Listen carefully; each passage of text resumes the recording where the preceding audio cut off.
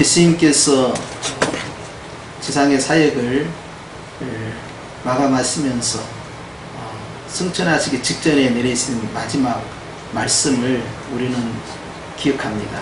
그 말씀은 마태복음 28장 18절 이하의 말씀으로, 그러므로 너희는 가서 모든 족속으로 제자를 삼아 아버지와 아들과 성령의 이름으로 세례해주고 내가 너희에게 분부한 모든 것을 가르쳐 지키게 하라 라는 유언의 말씀이었고, 이 말씀이 지상 선교 사명이 되어서 교회의 비전, 교회의 방향성을 결정짓게 됩니다. 어떤 사람이 이 세상에 살다가 마지막 유언을 남길 때는 가장 중요한 말을 전하고 가지요. 그리고 그것은 죽어가면서 할 수 있는 최대의 중요성, 그리고 절박성이 그 속에 포함되어 있어요. 근데 사도 바울은 이제 로마 감옥에 두 번 투옥이 됐었는데, 그 가운데 두 번째 투옥이 진행되었고, 그 두 번째 투옥 가운데에서 말씀을 기록을 했습니다. 그것이 이제 디모데 후서 내용인데요. 2차 감옥 가운데에서 그는 그의 죽음이 임박했다는 사실을 알고 있었습니다. 그래서 6절에 보면 관제와 같이 벌써 내가 부음이 되고 나의 떠날 기약이 가까웠다 라고 할 정도로 그는 곧 순교당할 것을 예측하고 있었습니다. 그러면서 이제 2차 감옥에서 옥중 서신을 자신의 제자인 디모데에게 보내면서 그에게 간곡하게 그리고 엄중하게 마지막 유언의 말씀을 전하게 됩니다. 바울이 감옥에서 이 말씀을 전할 때 바울에게는 이제 디모데 전서와 함께 디모데 후서의 그것도 4장 말미에 이 말씀을 전할 때는 그에게 절박성이 있었고요. 그리고 매우 비장한 마음으로 이 말씀을 증거하게 됩니다. 하나님의 말씀을 일평생 증거하다가 이제 떠날 기약에 가까움으로 그의 제자에게 남긴 말씀은 뜻밖에도 4장 2절에 있는 말씀이었습니다. 그 내용을 보면 이러합니다. 시작. 너는 말씀을 전파하라. 때를 얻든지 못 얻든지 항상 힘쓰라 라고 말씀했습니다. 그런데 그냥 디모데야, 내가 너에게 좀 부탁하겠는데 이것은 내 마지막 소원이다. 너 하나님 말씀을 전파해야 된다. 이렇게 했으면 좋은데, 바울은 디모데에게 굉장히 자상하게 설명하고 있다가 갑자기 4장에 들어와서 하나님 앞에서 말한다. 산자와 죽은 자를 심판하실 그리스도 예수 앞에서 그의 나타나실 것과 그의 나라를 두고 엄히 명한다 라고 함으로써 마치 예수님께서 지상 선교 명령을 주신 것과 같은 동일한 엄중성을 가지고 선포를 한 겁니다. 바울이 마지막으로 디모데에게 증거한 내용이 너는 말씀을 전파하라는 뜻이 어떤 심정으로 이걸 전파했을까 하는 것을 생각해 봤어요. 그러면서 제가 이 말씀을 준비하면서 성령님께서는 우리에게 이 말씀을 왜 주셨을까? 바울과 디모데의 관계에서 증거된 이 말씀이 이제 예수님과 교회의 관계에서 특별히 우리 성현교회에 주신 말씀의 의도가 무엇일까 하는 것을 고민하지 않을 수가 없었습니다. 바울이 그의 죽음을 목전에 두고 엄중하게 복음을 전파하라는 이 명령이 예수님께서 우리에게는 어떤 의미로 지금 선포하시는 것일까 하는 것을 생각해 보았습니다. 말씀을 전파하라는 이 말씀은 단순히 설교하라, 가서 증거하라 이런 것이 아닙니다. 이것은 헬라어로 케루소라는 건데요. 이것은 대중 앞에서 가감없이 선포하라는 의미를 가지고 있습니다. 공개적으로 드러내라는 것입니다. 네가 가지고 있는 것이 무엇이냐, 네가 믿고 있는 것이 무엇이냐, 네가 왜 그것을 믿고 있는지 나타내라는 것입니다. 그것이 케루소입니다. 케루소 사역을 하라는 것이죠. 그러면서 바울은 이것을 증거할 때 네가 때를 얻을 때도 있고 때를 얻지 못할 때, 즉 기회가 되기도 하고 기회가 되지 않을 때 있다. 그러나 그거와 상관없이 너는 이것을 하려고 계속해서 힘을 써야 된다. 항상 복음을 전하는 자에게 시간과 기회가 존재하지 않는다는 것입니다. 만사의 때가 있다 했으니 들을 때가 있고 전할 때가 있는데, 전하는 자도 기회가 때가 있고 전함을 받는 자도 기회가 때가 있다는 것입니다. 내가 아무리 전하고 싶어도 상대방이 기다려주지 않으면 전할 수가 없는 것이죠. 전할 수 없는 절벽의 상황이 다가오는 것이 3절과 4절입니다. 함께 읽으면 시작. 때가 이르리니 사람이 바른 교훈을 받지 아니하며 귀가 가리워서 자기의 사욕을 쫓을 스승을 많이 두고 또 그 길을 진리에서 돌이켜 허탄한 이야기를 쫓으리라. 네가 아무리 말씀을 많이 전해도 받아들이지 아니하는 때가 있고 받아들일 수 없는 환경, 그러한 시기가 너에게 다가올 것이다. 그러므로 너는 너에게도 기회와 때가 제한됐다는 것과 듣는 자들도 상대도 한계가 있다는 사실을 기억해라. 주님께서는 요한계시록을 통하여서 우리가 땅끝까지 복음을 전파하라는 말씀이 상황이 종료될 것을 가르치신 말씀이 있습니다. 요한계시록 12장 말씀에 보면 광야로 쫓겨난 여인이 있습니다. 광야에서 철저히 고립을 당하면서 그곳에서 하나님의 보호하심 속에서 세속 문화와 단절되고 그리고 숨어있는 도피자의 모습으로 등장합니다. 복음을 더 이상 전할 수 없는 한계 상황이고 이제는 환난 가운데에서 복음을 지키는 것만으로도 부담을 느끼는 그러한 때가 있다는 것입니다. 마찬가지로 개인에게 있어서 그 시대에 있어서 전할 때가 있고 또 전함을 받을 때가 있고 그러지 못할 때도 있다 하는 것입니다. 그렇기 때문에 주님께서는 오늘 바울이 감옥에서 마지막으로 디모데에게 엄중하게 요구한 이 말씀을 이제 예수 그리스도께서 오늘 우리 성형교회에 또한 주시는 것이, 우리는 주님 앞에서 이 순간 영적 디모데가 되어서 마치 내가 이 명을 수행해야 할 그 사람으로 돌아가는 것입니다. 우리는 다 목회자가 아닙니다. 다 선교사가 아닙니다. 다 전도인이 아닙니다. 그럼에도 불구하고 이 말씀을 듣고 있는 우리 모두에게 주님의 마음이 전해지기를 원하는 것입니다.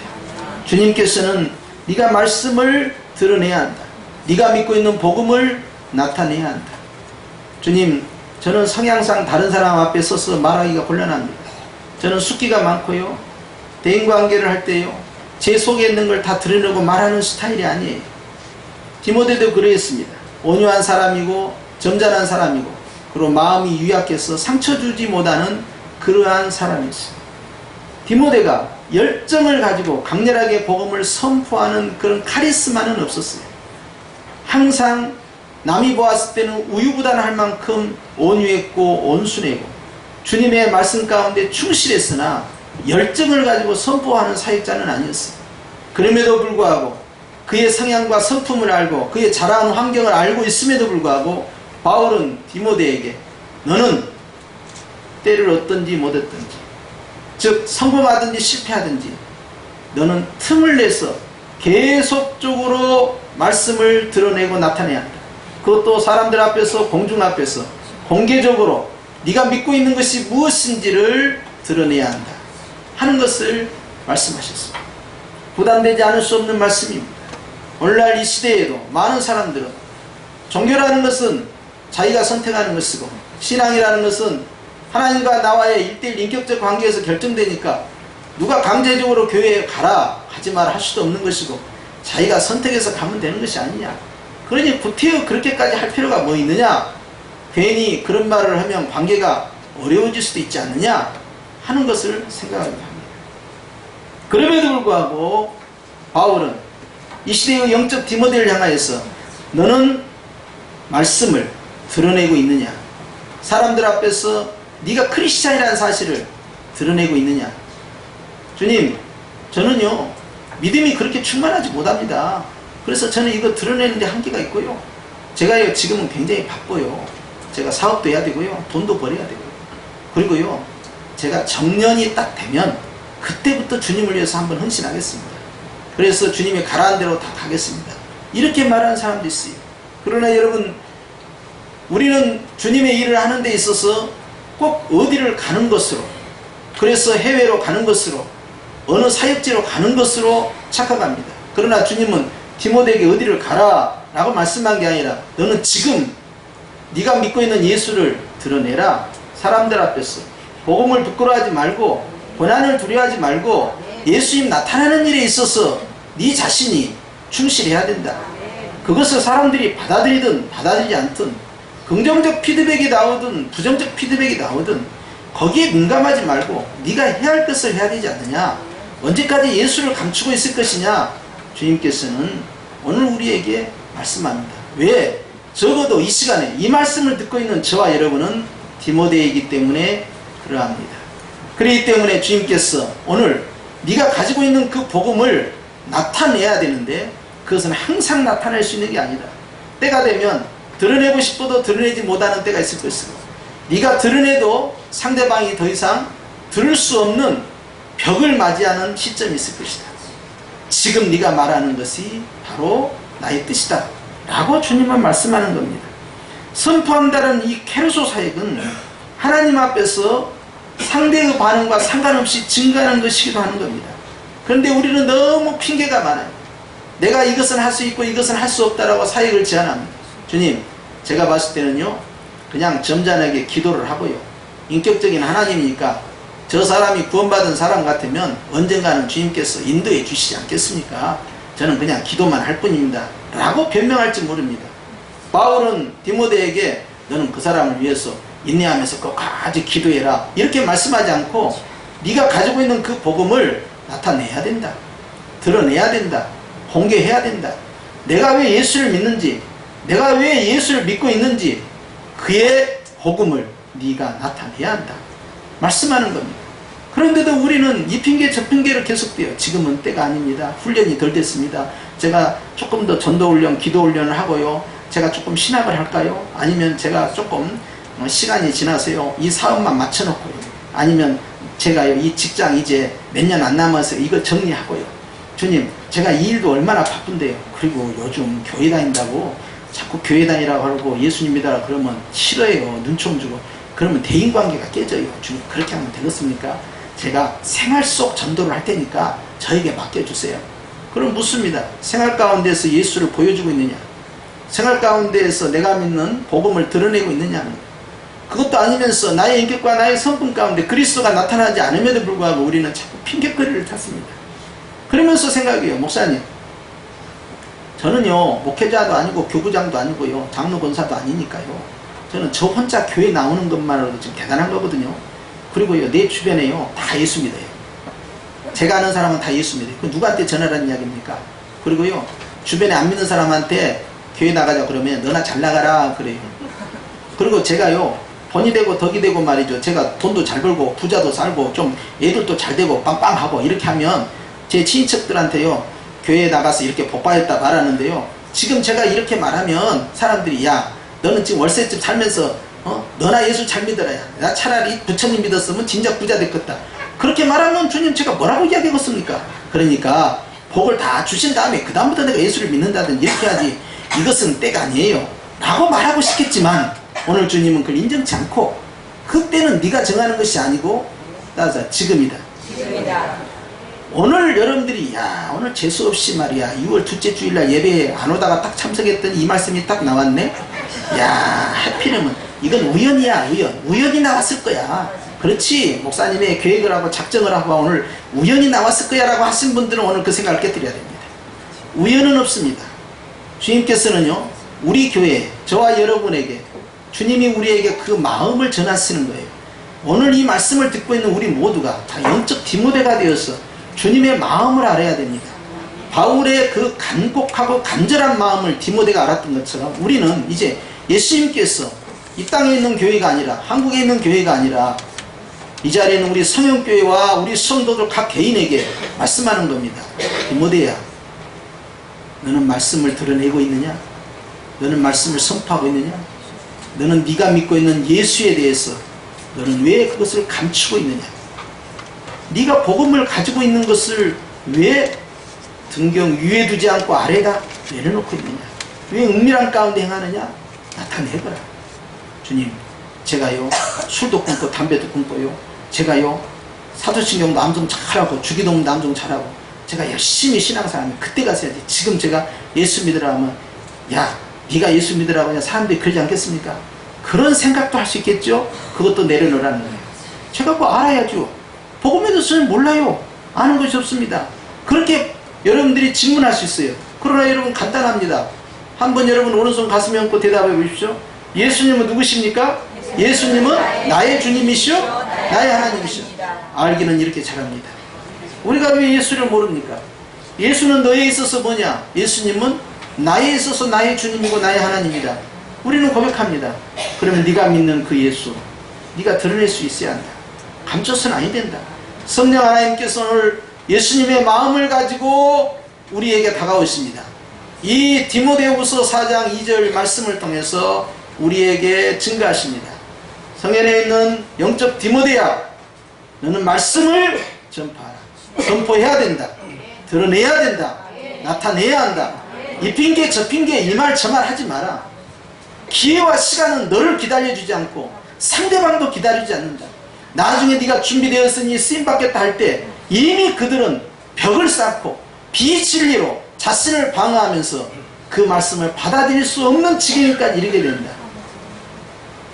주님은 지금이 바로 그때라는 것입니다. 그렇기 때문에 하나님께서 우리에게 원하는 것은 시간과 기회 앞에서 즉각적 반응을 보이는 것입니다. 때로는 하나님의 말씀을 듣는 자들이 그 말씀 안에서 경책을 당하고 경계를 당하고 권면을 당하는 경우가 있는데 주님께서는 이 모든 일을 통해서 부지런히 주님의 말씀을 나타내라는 것입니다. 그렇기 때문에 주님의 마음 가운데에서 참으로 그 때를 놓치지 않는 자가 지혜자가 되는 것입니다. 사랑하는 성도 여러분, 우리는 항상 내 미래에 대해서 내가 무언가를 계획을 세웁니다. 내가 금년에는 어떻게 하고 내년에는 어떻게 하고 5년 후에는 10년에는 어떻게 하겠다라는 스케줄을 짭니다. 그러나 여러분 그것은 빨리 내려놔야 돼요. 미래는 나의 것이 아닙니다. 미래는 예수님의 것입니다. 그렇기 때문에 갈라디아서 2장 20절 말씀에 이제 내가 사는 것은 나를 위하여 사는 것이 아니요 나를 위하여 십자가에서 죽으셨다가 다시 부활하신 하나님의 아들 예수 그리스도를 위하여 사는 것이다 라고 말씀하셨어요. 그렇기 때문에 여러분 내 인생의 스케줄을 내가 붙잡고 갈 때 나는 하나님 앞에서 온전히 쓰임받을 수가 없어요. 그러나 내 미래에 대해서 내 앞으로의 일정에 대해서 주님께 드리고 주님의 것이니 주님이 이끄신 대로 가겠다라고 결정될 때 주님이 나에게 주신 나의 가족과 나의 삶과 나의 아름다운 소유들을 주님이 지켜보호하여 주시는 것입니다. 왜냐하면 주님께서는 나보다 나를 더 사랑하시고 나보다 내 가족을 더 사랑하시고 나보다 내 미래를 더 아끼시기 때문에 그러는 것입니다.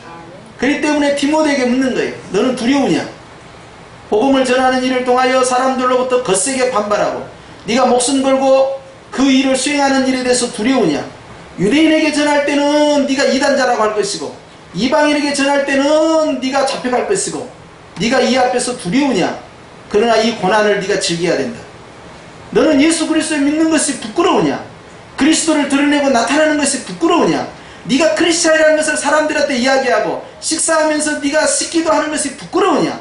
네가 사람들에게 오늘은 일요일이니 교회 가서 예배드린 날이라고 말하는 것이 부끄러우냐? 너는 부끄러워하지 말라. 주께서 너를 부끄러워하지 아니하시니 너는 주를 부끄러워하지 말라. 주님께서는 우리에게 말씀합니다. 드러내라는 거예요. 나타내라는 거예요. 언제까지 안에다 감추겠냐는 거예요. 내가 그리스도를 부끄러워하면 그리스도께서 나를 부끄러워할 수밖에 없어요. 그렇기 때문에 주님은 말씀하는 겁니다. 너는 이 말씀 앞에서 항상 나타나기로 힘써야 되겠다. 노력하라는 것입니다. 되면 좋고 안 되면 많은 것이 아니에요. 내가 할 수 있는 대로 최선을 다하라는 것입니다.